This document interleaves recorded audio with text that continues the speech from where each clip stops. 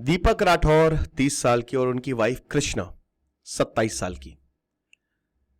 खेड़ा में, जो कि रामपुर राजस्थान में आता है, खेड़ा रामपुर राजस्थान में आता है, 2 जून को फांसी के फंदे से लटका लिया इन्होंने अपने आप को। लटके मिले हैं ये, इनकी मौत हो चुकी है। दीपक अपने सिस्टर इन लॉ से बात कर रहे थे, अपनी साली साहिबा से बात कर रहे थे जब इन्होंने ये काम किया। इन्होंने एक्सट्रीम स्टेप लिया और इन्होंने बताया था कि मेरे पास अब कोई ऑप्शन बचा नहीं है। दीपक और कृष्णा देवर अंडर सीवियर स्ट्रेस, बहुत स्ट्रेस में थे, बहुत परेशान थे। ऑनलाइन गेमिंग में इन्होंने अपना पैसा खो दिया, 4 से 5 लाख रुपए का कर्ज हो गया। ऐसे ही कर्नाटक के रामनहल्ली सबर्ब जो मैसूरू में आता है, फैमिली के 3 members they died by suicide. अभी फरवरी की बात है ये, और तीनों सुसाइड जो थे they were linked to one family members, Joby Antony, एक ही फैमिली मेंबर्स से। अब इसको आईपीएल में भयानक लॉस हुआ था और बाकी ऑनलाइन बेटिंग में जबरदस्त लॉस हुआ था। ये हालात है। आशा करता हूं आप सब बहुत अच्छे होंगे। मेरा नाम है सिद्धांत अग्निहोत्री, स्टडी ग्लोस पे आपका बहुत बहुत स्वागत है। वैसे तो हमने कई बार ऑनलाइन बेटिंग्स पे बात की है, आज भी करेंगे, बस थोड़ा सा 1 मिनट आपका लूंगा। शानदार डार्क साइकोलॉजी का कोर्स 500 रुपए का, साइकोलॉजिस्ट डॉक्टर मयूरिका दास आपको पढ़ाएंगी, बताएंगी। एक साइकोलॉजिस्ट का सेशन ही 1,500 से 2,000 का होता है, बट ये अगर आप मैनिपुलेशन से बचना चाहते हैं, एक्सप्लॉयटेशन से बचना चाहते हैं, कैसे ब्रेन वॉशिंग टेक्निक्स काम करते हो समझना चाहते हैं, तो डिस्क्रिप्शन कमेंट बॉक्स पे लिंक है। आज आखिरी दिन है ऑफर का। कुछ बच्चे कहते हैं सर प्रमोट क्यों करते हो? भाई हम क्या करें, आप पता है क्या चाहते हैं आप हमसे? यार हम कहीं से तो सर्वाइव करेंगे ना। मुझे इतने भयानक ऑफर मिले ना कि बेटिंग एप्स के लिए फताना, बहुत मतलब क्या ही बताऊं मैं। यहाँ के आपके फेवरेट क्रिएटर्स तेल से लेकर पता नहीं क्या क्या सब कुछ प्रमोट करते हैं, मैं कुछ भी नहीं करता हूं। और मैं इतने शानदार कोर्सेज आपको लगभग फ्री में दे रहा हूं, कुछ भी नहीं है ये, उसमें भी आपको शिकायत है। सबको नहीं मैं बोल रहा हूं, बहुत ही कम लोग हैं, ठीक है। कुछ कहते हैं अनसब्सक्राइब कर दो, भैया कर दो, मैं खुद ही उनको हाइड कर देता हूं जो गाली बकते हैं, ये इस तरीके के, ये चीज है। तो बस मैं चाहता हूं कि आपने मुझे इतना प्यार दिया है, इतना मतलब मैं क्या बताऊं कि मैं आपकी वजह से हूं, तो थोड़ा सा इस चीज को भी समझे। हर किसी की बात नहीं कर रहा, मैं बहुत ही कम लोगों की बात कर रहा हूं जो ये बातें करते हैं, ठीक है। थोड़ा सा हेटर्स को मैं जवाब दे रहा हूं। तो लॉसेस बहुत ज्यादा है, हद से ज्यादा। जो भी, जैसा कि जिसका मैंने बताया, जो भी एंटनी, जिनके फैमिली के 3 मेंबर ने सुसाइड किया। अब जो भी एंटनी, इसने बहुत ज्यादा पैसा लिया था लोकल लीडर्स से, और इसने अपनी बहन जो मेरिशलिन है उसके अकाउंट में पैसा डाला था। अब उसके बाद पैसा वापस नहीं आ पाया। अब मनी लेंडर्स तो पैसा मांगेंगे जिनसे आपने पैसा लिया है। तो अब यहां पे मेरिशलिन को कॉल्स आते थे, हरास किया जाता था, इसकी वजह से अपनी जिंदगी ले ली उन्होंने। अब जोशी जो इन्हीं के ट्विन थे, उन्होंने भी अपनी जिंदगी ले ली। लेकिन लास्ट में उन्होंने एक वीडियो बनाया था कि जोबी, एंटनी जोबी और उसकी वाइफ शर्मिला जो है वो रिस्पॉन्सिबल है हरासमेंट के लिए जो मेरिशलिन ने फेस किया है। फिर मेरिशलिन ने पुलिस कंप्लेन फाइल की जोबी के लिए और शर्मिला के लिए कि तुम जोशी के सुसाइड के लिए, जो तुम्हारा भाई था, उसके लिए रिस्पॉन्सिबल हो। उसके बाद जोबी और शर्मिला ने भी अपनी लाइफ खत्म कर ली।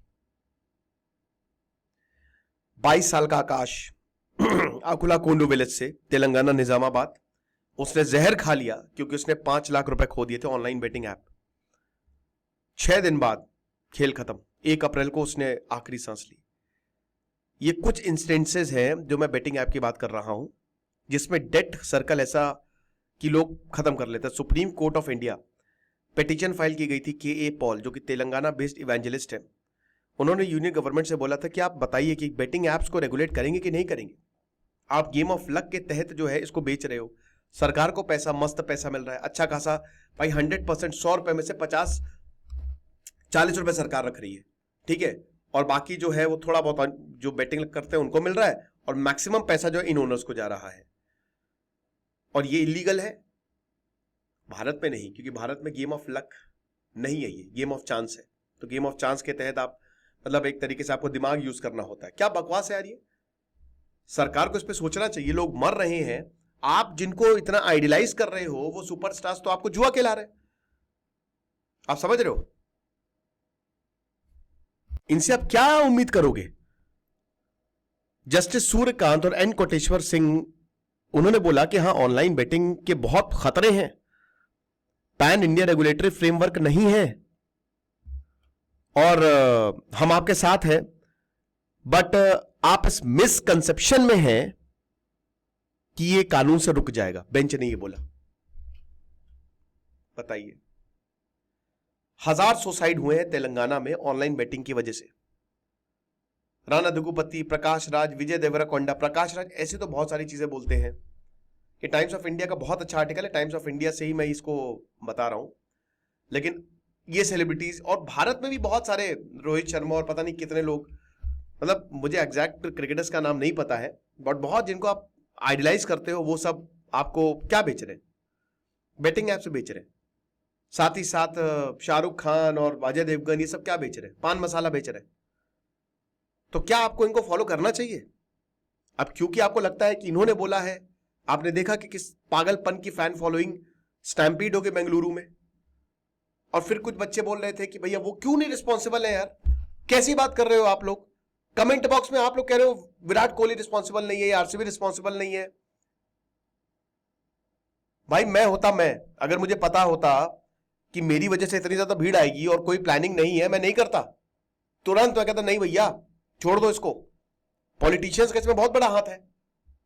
हम सबको पता है कि कर्नाटक में एक शिव कुमार का गुट है, सिद्धारामैया का गुट है, कुछ पॉलिटिशियंस नाम नहीं लूंगा, लेकिन हाँ करो सेरेमनी करो, क्यों नहीं कर रहे हो? छोड़ो, भाड़ में जाए पुलिस। और बाद में आपने सस्पेंड कर दिया कमिश्नर को, इनको उनको। अरे भैया पुलिस ने तो बोला ही था मत करो, संडे तक का टाइम दो। किसी को सस्पेंड, किसी को इस्तीफा देना चाहिए तो यहाँ पे पॉलिटिशियंस को देना चाहिए। छोड़िए कहां मैं ये चीजें समझाने लगा कर्नाटक वाले। लेकिन मैं आपको बता दूं कि जो आप स्टार कल्चर फॉलो करते हो ना, उसको बंद कर दीजिए और मेरे लेक्चर को हर जगह शेयर कर दीजिए प्लीज। ऑनलाइन गैम्बलिंग से बचिए। बहुत सारे मैंने इस पे पहले भी लेक्चर्स लिए हैं, राइट? ऊपर से जो इन्फ्लुएंसर्स हैं उनको शर्म आनी चाहिए। मुझे लाखों का ऑफर मिलता है, मैं नहीं करता क्योंकि भाई आप लोग मुझ पर भरोसा करते हैं। कोई भी मैं ऐसी चीज प्रमोट नहीं करूंगा जो आपके लिए डेंजरस हो। लेकिन गैम्बलर्स को क्या बोला जाता है? अरे लंबे समय तक खेलिए। शुरुआत में हो सकता है आपको जिताए भी, आपको क्रेडिट्स देते कि खेलो। अब आपको 300-400 रुपए जीत गया, आपको बोला मजा, बस बढ़िया इजी मनी है ये, फिर आप पैसे हारने लगोगे। जीत इन्हीं की होती है मेरे भाई। कितनी भी टीम बना लो भाई, परम्यूटेशन कॉम्बिनेशन पढ़ा है कि नहीं?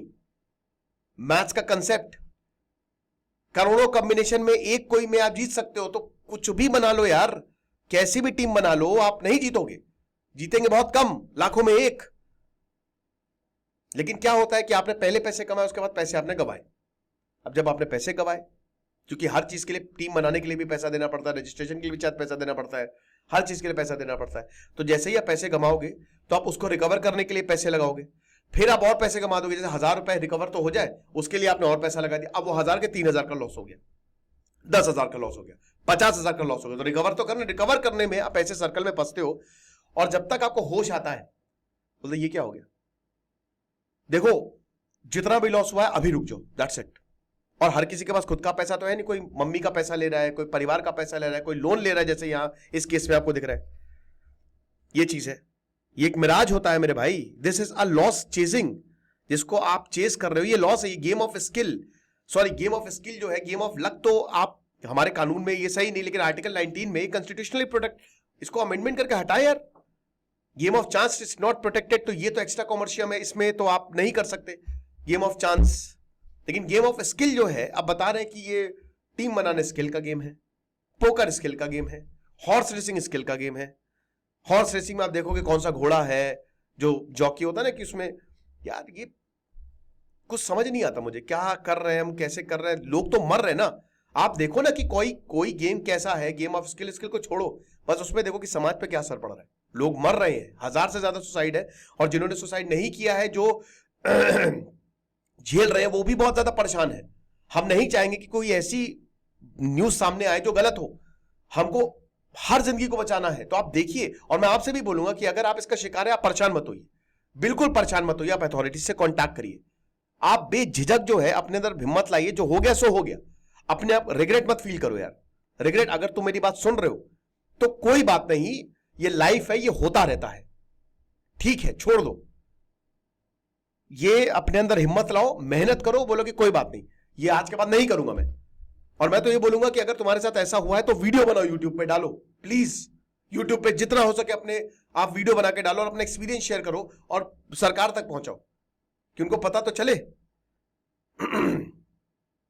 अब यहां पे पार्लियामेंट जो है वो आर्टिकल 252, 249, 250 के तहत जो है ये इसको जो है, अगर क्योंकि स्टेट लिस्ट में है गैम्बलिंग और बेटिंग, अब अगर आप स्टेट्स के पास ये पावर्स हैं, इतनी ताकत और इतना कुछ आपको करना पड़ेगा नया कानून बनाने के लिए, तो करिए आप, बिल्कुल करिए आप, आपको करना है ये।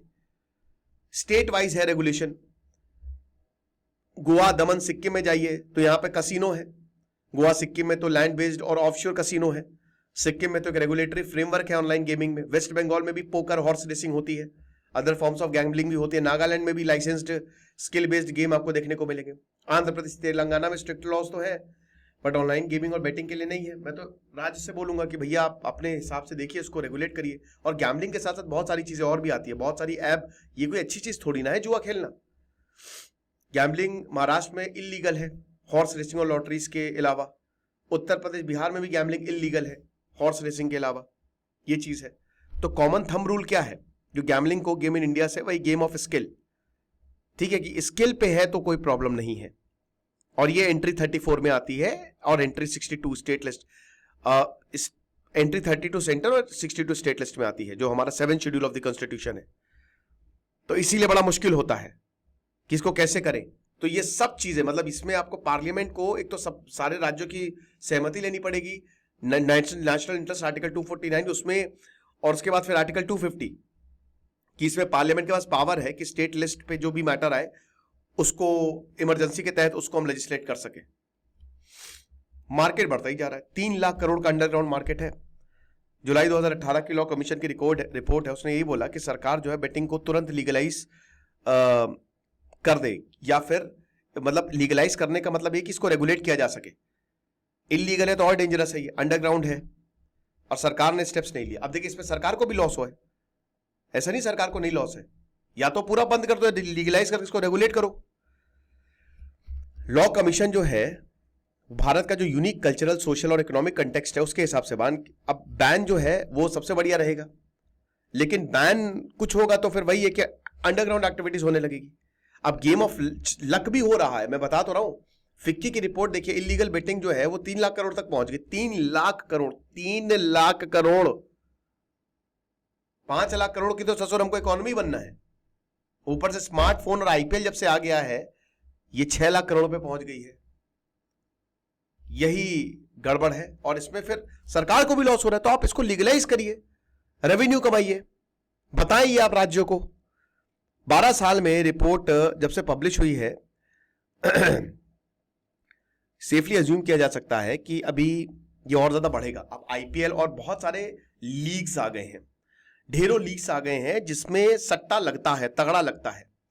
ऑनलाइन गेमिंग में भी सट्टा लग रहा है, पैसा, सब कुछ हाइपर कैजुअल। आप देख सकते हो कि जैसे भारत में इस समय लगभग 425 मिलियन ऑनलाइन गेमर्स हैं।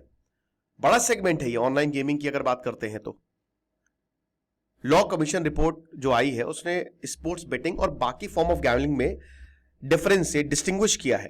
बोला कि रेगुलेटरी सबसे बढ़िया रहेगी क्योंकि इसमें अकाउंटेबिलिटी आ जाएगी, revenue generation, employment, consumer protection और ऑर्गेनाइज्ड क्राइम पर, मैच फिक्सिंग पर कर्ब, कंट्रोल, ये सब।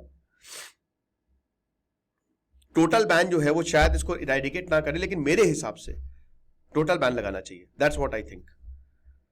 और अगर नहीं लगाने तो आप इसको रेगुलेट करिए, लेकिन constitutional morality versus public morality की डिबेट है ये, आप समझ रहे हैं। ट्रिगर यही है लॉ कमीशन के 2018 की रिपोर्ट में कि सुप्रीम कोर्ट का जो जुलाई 2017 में जो जजमेंट आया था, लोधा कमेटी की रिपोर्ट, मतलब रेफरेंस था बेसिकली। अब लोधा कमेटी ने वही 2013 के जो आईपीएल में स्पॉट फिक्सिंग हुई थी ना, उसको देखा था और उसमें बताया था कि फिक्सिंग को पनिश किया जाना चाहिए और बेटिंग को रेगुलेट किया जाना चाहिए। ठीक है, फिक्सिंग की वजह से कितने लोगों को लॉस होता है भाई, अब सट्टा लगा रहे हो तो लॉस होगा ही होगा। रिपोर्ट ने यही बोला कि आइडियली जो कॉन्स्टिट्यूशनल मोरालिटी है that should be the touch stone, public morality नहीं। पब्लिक मोरालिटी जो है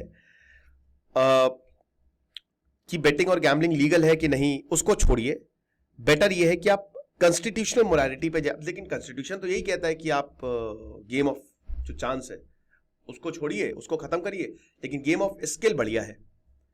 यही चीज है। तो अब मैं तो खुद भी, मेरे हिसाब से तो भाई पब्लिक जहां जरूरत हो वहां पे पब्लिक मोरालिटी आनी चाहिए, जहां जरूरत हो वहां पे कॉन्स्टिट्यूशनल। यहां पे पब्लिक मोरालिटी की जो लोगों को अफेक्ट कर रहा है वो होना ही चाहिए। रिपोर्ट हरियाणा की एग्जाम्पल को साइट करता है, जहां पे 2002 में कसिनो को लीगलाइज करने की बात की थी, पब्लिक गैम्बलिंग एक्ट 1867, लेकिन प्रेसिडेंशियल एसेंट नहीं मिला, क्योंकि societal norms, potential criminal activities की पोटेंशियल बढ़ सकता है वो क्रिमिनल एक्टिविटीज। मैंने बताया ना कि इन कसिनो से बहुत कुछ होता है, आपने देखा ना मूवीज में माफिया और सब यहां बैठते हैं, ड्रग्स रनिंग, प्रोस्टिट्यूशन, एक्सटॉर्शन, ये सब हो सकता है, और ये दिल्ली के बिल्कुल बगल में है। हरियाणा की जो कल्चरल आइडेंटिटी है वो गोवा से थोड़ी सी अलग है। गोवा अलग है, देखिए भाई कल्चर अलग है ना। हरियाणा में आप समझ रहे हो ना कि अगर हरियाणा में आ गया तो क्या होने वाला है। तो ये चीज है, कुछ बोलूंगा तो विवाद हो जाएगा, बट लोग यहां समझदार हैं। फिर कंसेंसस ही नहीं है, स्टेट्स के बीच में कंसेंसस नहीं है। कमीशंस ने यही बोला कि जितने भी स्टेक होल्डर्स हैं उनके व्यूज लेते हैं, बट मिक्स्ड रिस्पॉन्स मिला। जैसे अगर हम उड़ीसा की बात करते हैं तो उड़ीसा ने इसको लीगलाइजेशन को अपोज किया, बोला एथिक्स और रिस्क ऑफ क्रिमिनल एक्टिविटी जो है वो बढ़ जाएंगी। बाकी tax, revenue, employment, tourism, better control, ये बेनिफिट्स थे। ये चीज है, KYC based smart card, age limit 18+, इन सबसे क्या होने वाला है यार, क्या होने वाला। मुझे दुख होता है बहुत देख के, जब लोगों की जाने जाती है। क्या कर रही है सरकार यार, क्या कर रहा है देश हमारा, लोग क्या कर रहे हैं, किधर जाते जा रहे हैं हम। लॉ कमीशन की regulatory recommendations, if ban not feasible, चलो बता देते हैं ये भी भैया, कि कमीशन यही बता रहे कि भैया देखिए इसको लीगलाइज करिए, वही डिजायरेबल रहेगा, बैन मत करिए, कंप्लीट बैन पॉसिबल नहीं है। इसको entry 31 of the union list में डालिए, ठीक है, ताकि आप इसको लेजिस्लेट कर सके। और फिजिकल गैम्बलिंग की बात करें, वो एक स्टेट सब्जेक्ट है, तो पार्लियामेंट एक मॉडल को इनैक्ट कर सकता है जिसमें आर्टिकल 252 के तहत वो इसको लेजिस्लेट कर दे, एक लॉ बना दे, एक मॉडल लॉ बना दे, और सारे राज्यों को बोले कि आप इंप्लीमेंट करिए, एक लॉ बना के आप इंप्लीमेंट करिए आर्टिकल के तहत। स्टेट लेजिस्लेचर्स जो हैं वो अपने ओन लॉज को डेफिनेटली इनैक्ट कर सकता है। Skill versus chance, skill centric games कौन से होंगे, जैसे हॉर्स रेसिंग हो गया, जो भी इनको आप एग्जेप्शन देना चाहते हैं। लाइसेंसिंग इंपॉर्टेंट है, बेटिंग और गैम्बलिंग सर्विसेज को जब तक लाइसेंस ना मिले तब तक आप ना दें। पार्टिसिपेंट रेगुलेशन, लिमिट होनी चाहिए, कितने नंबर्स, कितने अमाउंट ऑफ ट्रांजेक्शन आप कर सकते हो। तो स्टेट्स जो होते हैं वो बहुत ही तगड़े लॉ बनाए, और स्टेट्स जो है that should be restricted to money only, और उसमें जो पैन कार्ड है आपका उससे लिंक हो, और आधार कार्ड से लिंक हो ट्रांसपेरेंसी के लिए, समझ रहे हो। फिर उसके बाद फाइनेंशियल ट्रांजैक्शंस, जितने भी ट्रांजैक्शंस हैं उसको कैशलेस बनाइए, ओके। और transaction must be mandatory cashless, सब ऑनलाइन करो ताकि आप आसानी से ट्रैक कर सको, कोई टेंशन की बात नहीं है। टैक्सेशन जो है, क्योंकि अभी इलीगल चीजें कैसे हो रही हैं, सब कैश से ही तो होती हैं। टैक्सेशन जो है, अब इनकम टैक्स, जीएसटी और बाकी रेलेवेंट लॉज लगाइए, जो कि खैर गेम ऑफ स्किल में लगता ही है।